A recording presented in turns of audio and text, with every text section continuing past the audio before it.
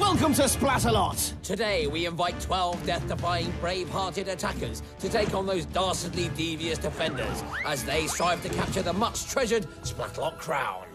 Will the defenders succeed in keeping the attackers at bay and preserve the kingdom of Splatalot? Or will the attackers emerge victorious?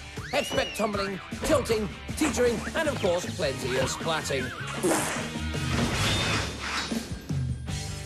Hi, we're Dick and Dom, and if you've never seen this programme before, then welcome to Splatalot. Hang on, what if they have seen it before? Are they not welcome? Well, of course, everyone's welcome, OK? Oh, right, thank you. Good, yes, and also, welcome to 12 brave young attackers who are going to take on 3 of the most exciting and challenging courses ever devised. And on that final course, the bravest of these fine warriors will claim the crown and become the new ruler of Splatalot. Yeah, here's the first of those challenges. It's the Splatalot moat guarding the castle entrance, and this challenge is all about speed. That's because only the 6 fastest will make it through to the unforgiving stockade, where 2 more attackers will be ejected. And then it's on to the toughest course of all, where you're welcome to fight for that crown. And welcome to be splatted for their troubles. Yeah, can't get more welcoming than that, really. Here's round 1 in more detail. We've rolled out the baffling barrels to get things started. Then it's up to the terrifying rolling mace. Which isn't as bad as it looks. It's worse. And then you're facing the impossible incline. It doesn't get any easier as the beastly battle axes are next, often producing the most spectacular splats. The unfortunately titled Rope Bridge of Disaster is then standing by, and finally the perilous pole vault. Could it get any tougher than this? Yes, it looks like it can. Here are this week's defenders. It's their job to protect that crown. Here's shy retiring Gildar, quietly spoken Kookaburra, and that cheeky bundle of mischief Ballista. Trust us, you'll get wet. Wet. So, time to see if defence is indeed better than attack on the show that was recently named Top Splat Destination by Splat Quarterly. What, we even beat Splattyland Paris? Oh, yes. Well, here's our first attacker, Matt, who says he quite likes our little castle. I am here to destroy Splatalot!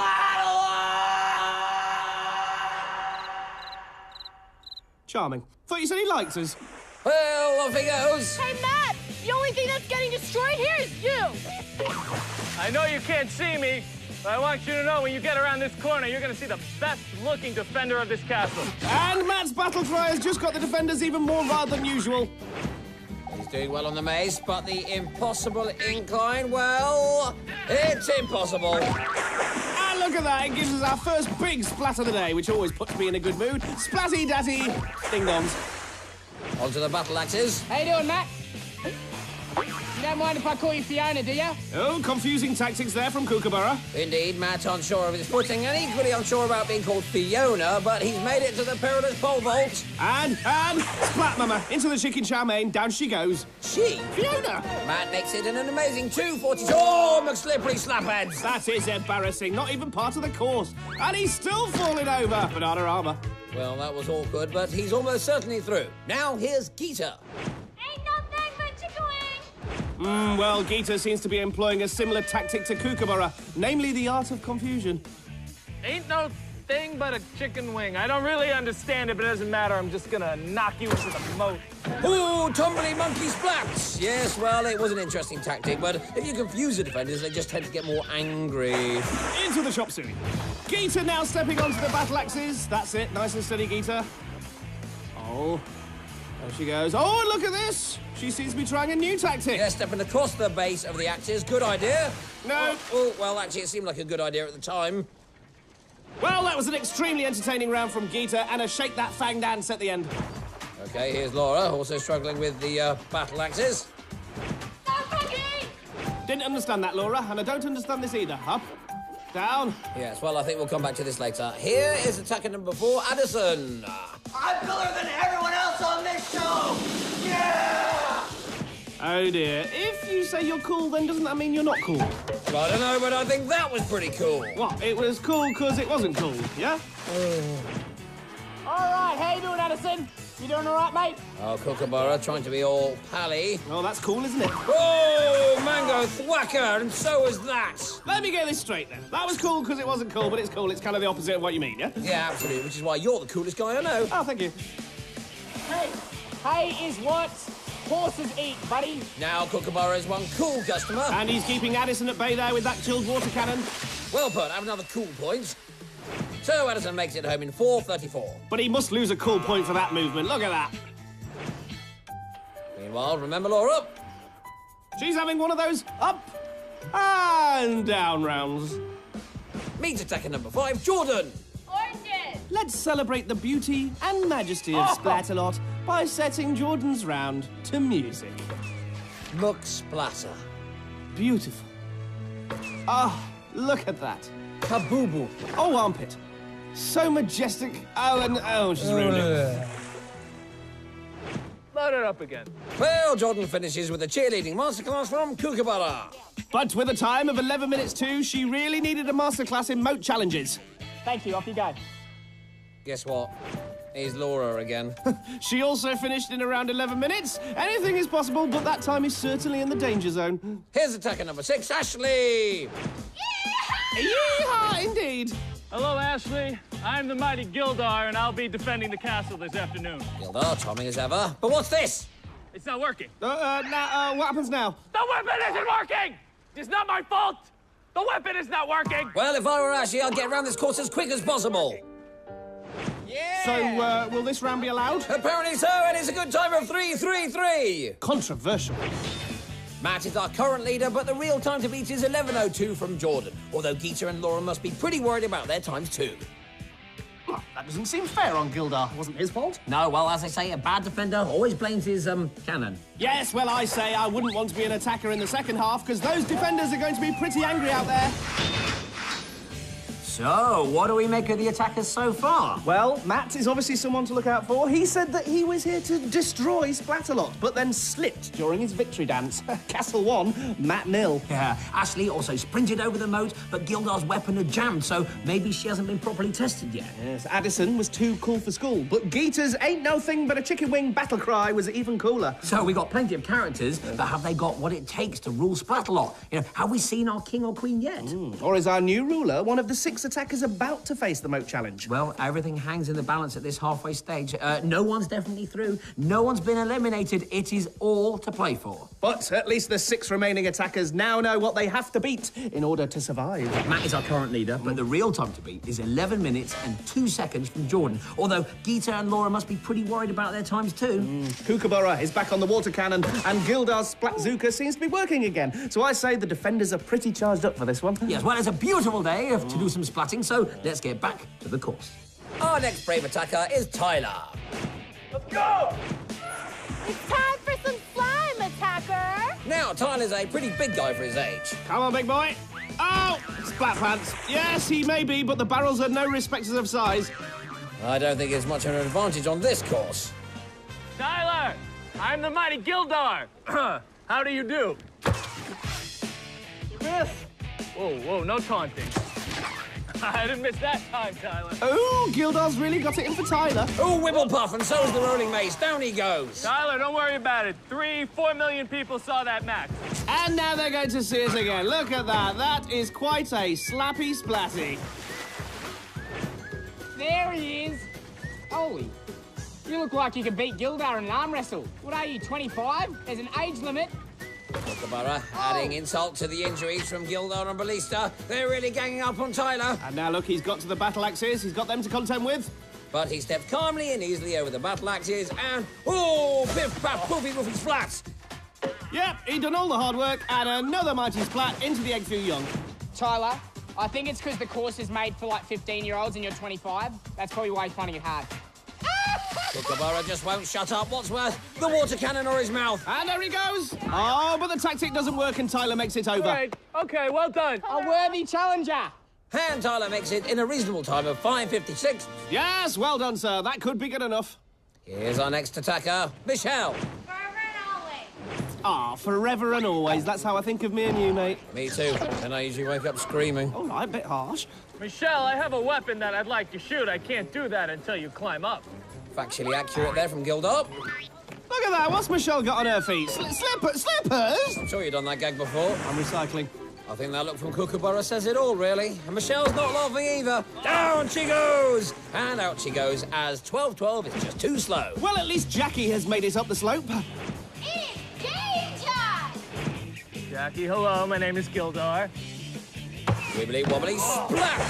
Say what you want about Gildar, but he's unusually polite for a bad guy. Splurgy. Yes, I doubt Jackie thinks he's the perfect gentleman. Jackie! Oh, that's all she needs. Kookaburra chipping in. What's going to happen midway is you're going to fall on your butt, so go on for it. Midway, but... Into the wetness, yes, he was spot on. Put your feathers together. This is Kooknav, the course as Kookaburra sees it, and he's been steering the attackers towards trouble all day long into the dribbly wetness. But Jackie has driven straight into the top 6 with a time of 4:19. Back to the course. Here's attacker number 10. This is Charlie. Good to be king! Ooh, he's puppet. Is that all you got? Wow, steady on, Charlie. This could really backfire if he's not careful. Oh, thwacker! Everybody wants to be a big shot. Well, that's good coming from Gildar. And Charlie does well on the mace, but then, like so many, he overshoots on the impossible incline and Splatty something or other into the sweet and sour sauce. Ladies and gentlemen, leave this to me. Kook's my name and Splat's my game, brother man. Yeah, sprint it, buddy. Wet. Whoa, liquid lava! And after that build-up, that was going to happen. A textbook attack from Kookaburra, which brings us to a new section of the show I like to call Kook in his cannon. Let's do it, mate. Love is in the air. Dribbly wet. Wetty Splatty. Poor Charlie. Could it get any wetter with the attackers out there? Yes, it could. Allow me to introduce Kook in his cannon, the weather edition. Yes, somewhere in that torrential rain is our next attacker, Wesley. Sam square cheap potatoes! All this moisture. Well, who knows what Wesley said. We've all got water clogging up our ears. You don't have to check out Niagara Falls now. You've already been here. Do you think all that water will affect his grip? Oh, there's your answer. Oh, I've just thought of another one. Oh, please, no. Allow me to introduce Kook in his cannon, the musical edition with Alex. On the way! Well, I hope you know what you're doing. This one had better be worth it. Oh, it's raining. It's raining. It's raining in... What a voice. Well, I don't think it'll be number 1, but it certainly had a strong message. So is this turned into Splatalot's Got Talent or something? Sploshingtons! Thank you, my name's the Kookaburra. I'll be here all night, thank you. And let's thank his co-stars, Charlie, who's through to the next round, Wesley, who's also through, and Alex, who sadly isn't. That's flat business. OK, any more special sections? Nope. Good. Can we reveal the top 6? Yeah. Matt, Ashley, Charlie, Wesley, Jackie and Addison. The Prodigy. Oh, I've just thought of another one. It's Kook and his... Phone pie, eh? Yeah, I like it. Here's what's coming up in round 2. Yes, it's the foam-filled stockade with a new batch of defenders. And a gangload of thwacks, splashes, and, of course, splats. Wow, what an amazing first round. Matt is still in the lead, but Ashley and Charlie are close behind. But what about Kookaburra and his cannon? What about Gildar and his broken Splatzuka? And if that wasn't enough... That's quite enough, thank you, dear. Here's a reminder of the 6 attackers who have made it through. We have Matt, Ashley, Charlie, Wesley, Jacqueline, and Addison. Oh, nice splat there. So let's remind ourselves how they got here. The 6 fastest qualified from round 1, yes? But now everyone starts from scratch, OK? And only 4 will make it through to the final, where someone will claim the crown and a woolen sock. Stock. Because it's time for the stockade. You're right.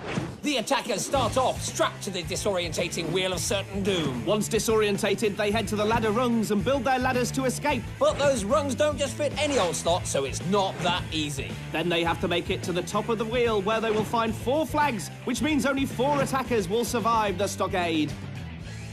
Yes, at the end of this round, 2 more attackers will be thrown out of Splatalot. As they say, rules is rules. Shouldn't that be rules are rules? You see, it's plural. Well, I don't know, I don't make the rules. No. And these guys don't keep to them. It's the defenders. She's only happy when she's snappy. It's Croc Ness. Followed by the prickly and spiky Thorn. And finally, our armour-clad baddie Nitrous. I'm crying! So there they are, all strapped in and about to get very messy indeed. To help you follow the action, Matt is in the blue helmet, Wesley's in the black, Ashley's about to get unrecognisable, Jacqueline's hanging in there, Addison's actually smiling, and Charlie is frozen rigid. So, here comes the foam. Nitrous makes the turntable extra slippery today. Well, she's in one of her funny moods. When you say funny... I mean scary. Hey, there off, and Charlie's the first to grab a rung. Have some of that. Look at that, that's quick. He's got his first rung in place. Time for you to shower up a bit. Thorn proving to be extremely accurate with the water cannon. A back splat for Jacqueline. Slow them down. Of course, the natural progression for a defender like Thorn is into foam, but Nitrous looks like she'll be keeping the job for a while. Oops! Well, it's now too messy to know who's in the lead. Who'd be a commentator, eh? Well, we are. Oh, yeah. Crockness has something for you. Now, a classic error there from Wesley. Don't look up when the defender's above you. Oh, whacker right in the... Ooh, splat into that arm. Hey, you on the turntable. I've got a present with your name in it right here. Well, at least Addison took your advice. He didn't look up, and just as well. A direct splat from Thorn. Well, it's still chaos out there. But what's this? These guys are making me angry. Oh, and Thorn doesn't want to be the butt of his joke, but Ashley suffers and Matt escapes. Splat you. It's the next part of that. Splat. Not as easy as it seems, is it? To be honest, it never seemed easy to begin with, love.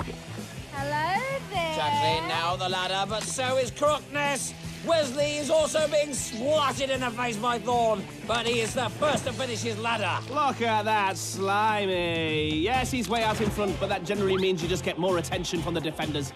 So the competition is heating up, and Wesley is the first to grab a flag. The rest just seem happy to take a few more knocks, tumbles, and splats. Wesley now climbing the ladder, and despite the attention from Crockness and Thorn, he is the first to finish. But that still doesn't stop Thorn giving him a thorough sliming. Monosodium and glutamate.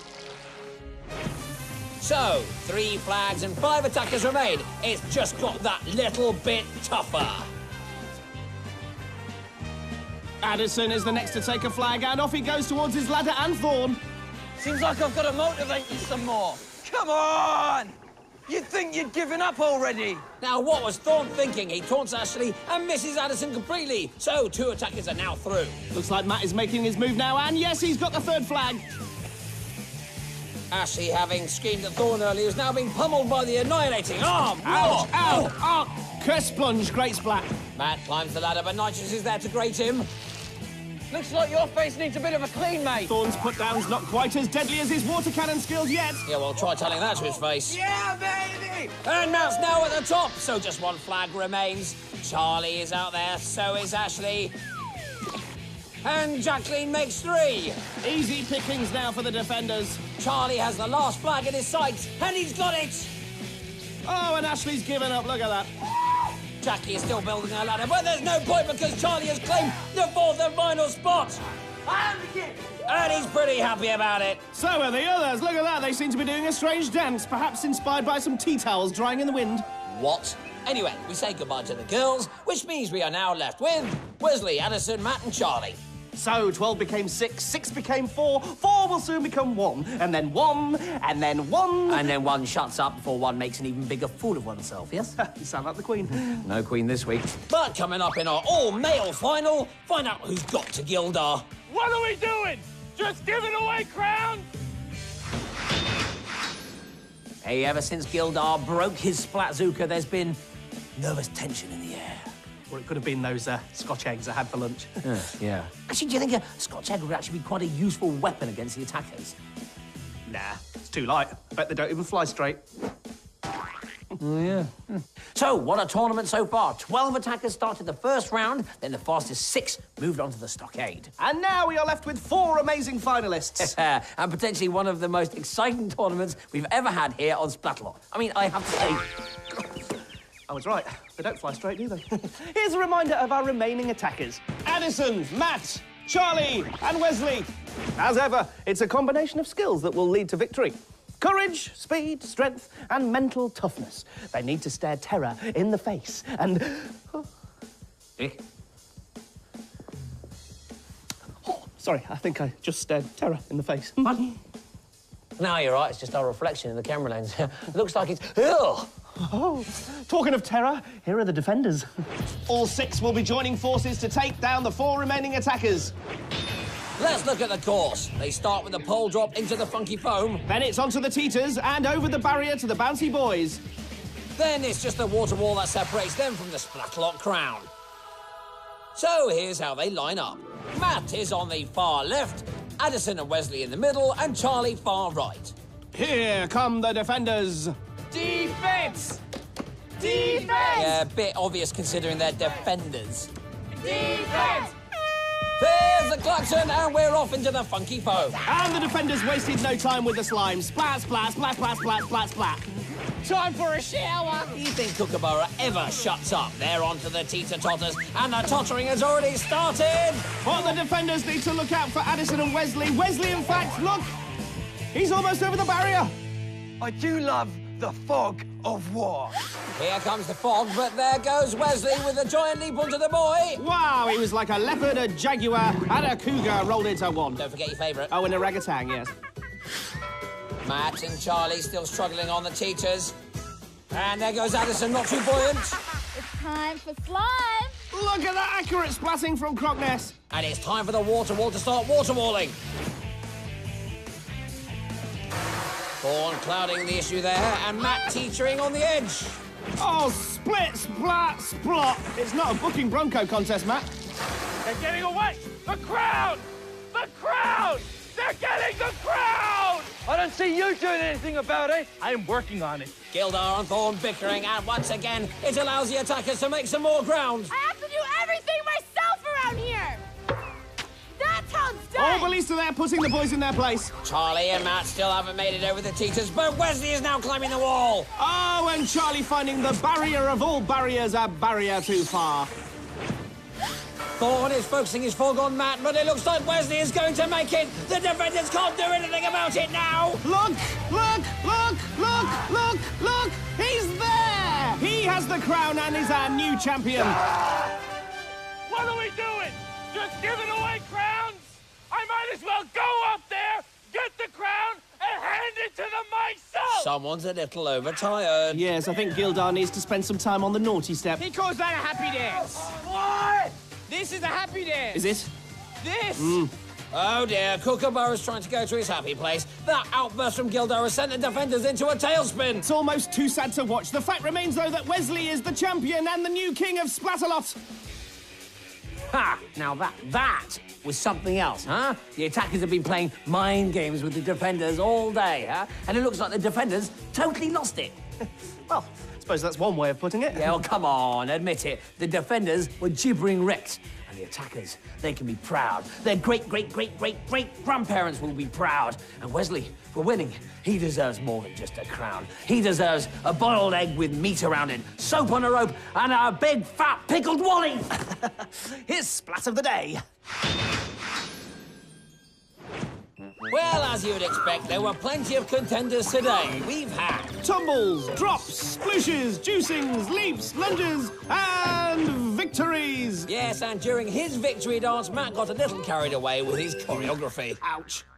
Well, it sums it all up, really, doesn't it? The Splat of the Day was an unassisted fall. Nothing to do with the defenders, eh, Kookaburra? Ha-ha. And good night. Back to the more impressive tale of Wesley's path to glory. Which started with that battle cry. No, something about potatoes, I don't know. Sounds scratchy, ones. Anyway, he got through round one, was the first out of the stockade, and led from start to finish in round 3. The champion. Well, we'll have plenty more splats for you soon, guaranteed. But for now, we'll leave you with Wesley and the flag ceremony. See you next time. I'm the king of the castle!